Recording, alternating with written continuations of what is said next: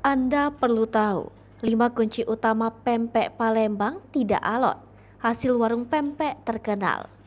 Ternyata tahukah kamu ada 5 kunci utama dalam proses pembuatan pempek agar tidak menjadi keras dan alot?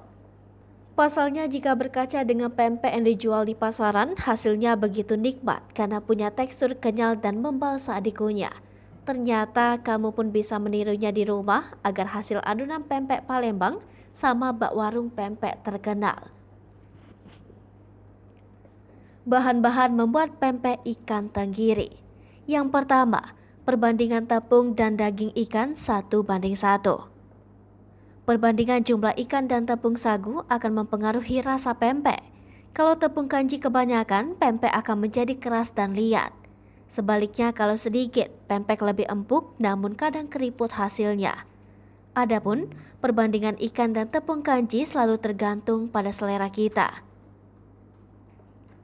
Kalau kita suka yang kenyal, tentu tepung kanji harus agak banyak. Sebaliknya jika suka yang empuk, gunakan sedikit saja tepung sagu. Tapi maksimalnya, jumlah ikan dan tepung sagu harus setara, 1:1. Kalau mau lebih enak lagi, perbandingan ikan dan tepung sagu adalah 1:1,5. Kedua, pakai sagu pilihan. Merek sagu tani dapat menjadi rekomendasi untuk membuat pempek dengan hasil adonan yang kenyal namun tidak alot. Semakin bagus sagu, semakin bagus pula hasilnya. Yang ketiga, campur daging ikan dengan es batu. Penggunaan daging ikan yang dingin akan menghasilkan pempek yang kenyal. Karena itulah banyak orang yang menggunakan es batu saat mencampur ikan dengan sagu. Tujuannya supaya daging ikan menjadi kenyal. Yang keempat, daging ikan harus segar.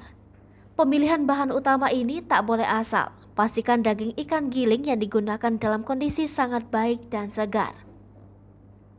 Yang terakhir, jangan diuleni saat mencampurkan daging ikan.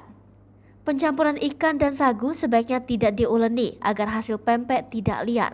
Adonan cukup dicampur dengan cara diaduk cukup sampai rata.